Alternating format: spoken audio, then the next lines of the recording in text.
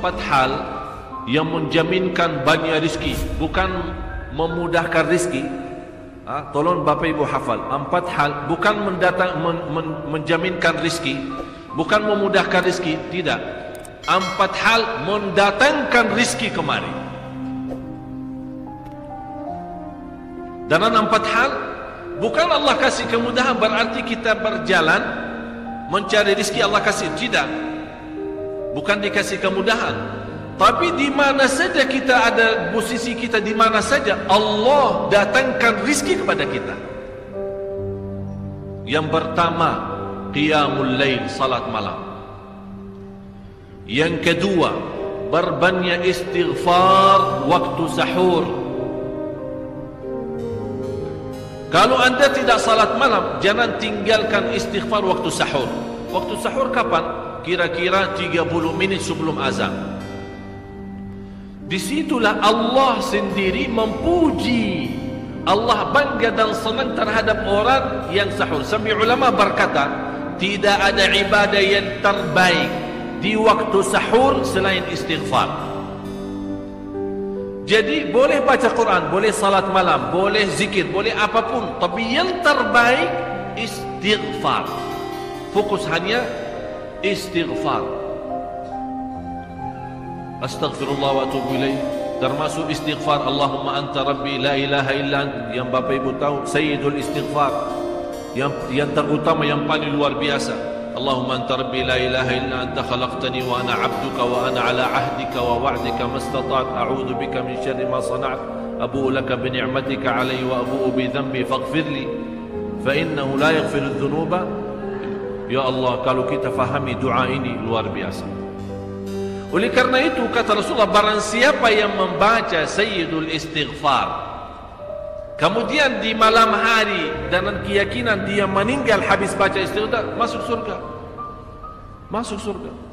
Berarti ini salah satu doa yang menjaminkan dengan mudah masuk surga. Jadi 4 hal yang mendatangkan rizki, bukan kita mencarinya, dia yang datang kemari. Apalagi saat mencari lebih mudah. Qiyamul lail, salat malam. Tapi dalam bahasa, mohon maaf Bapak Ibu, dalam bahasa Arab disebut qiyamul lail, bukan salat. Tapi kalau diterjemahan dalam bahasa kita salat. Tapi kenapa di situ qiyamul lail? Diberikan qiyamul lail, qiyam artinya berdiri. Berarti lama. Saking lama berdiri dikaitkan jadi qiyamul lail. Qumil laila ya ayyuhal muzammil. Apa terus? Qumil lail, berdirilah saat malam. Berdirilah, bukan salatlah malam, tidak. Berdirilah malam hari. Itu dahsyatnya di situ berdiri. Qiyamul lail. Yang kedua, berbanyak istighfar. Yang ketiga, berbanyak sedekah. Sebenarnya bukan istilah berbanyak sedekah. Kadang-kadang orang bersedekah 100 juta, mudah. Saya sudah bersedekah 100 juta. Bukan itu. Bukan yang dimaksud berbanyak sedekah itu dari sisi uang itu banyak atau sedikit, bukan. Yang dimaksud rahasia sedekah, ta'ahudus sedekah, istiqamah bersedekah. Istiqamah. Itu tidak menjadi masalah besar maupun kecil, itu tidak menjadi masalah. Karena bagi Allah tidak ada artinya besar maupun kecil, kita tidak memberikan kepada Allah. Karena Allah Maha Kaya. Tapi rahasia sedekah itu kita terus menerus sedekah. Siang, pagi, malam, siang, pagi, malam, pagi, besok, terus minggu depan. Tidak pernah berhenti. Setiap ada kesempatan selalu kita membawa sedekah. Itu namanya ta'ahudus sedekah. Ta'ahud kalau dalam bahasa sebuah janjian. Seolah-olah kita ada kontrak kerjasama antara diri dengan apa? Dengan sedekah. Itu kata ta'ahud, ahad, berjanjian. Saya berjanji. Seolah-olah ada berjanjian antara kita dalam sedekah. Jadi tidak boleh terlepas dari berjanjian. Seolah-olah kita menghormati berjanjian. Bagaimana menghormati? Kita terus kerjasama. Kita beri, Allah ganti berkah sedekah. Kita beri lagi, Allah ganti masih terus. Kita beri, masih Allah terus ganti. Itulah dahsyatnya sedekah. Jadi Bapak Ibu, jangan nunggu hari tertentu, bulan tertentu, malam tertentu kita bersedekah. Jangan.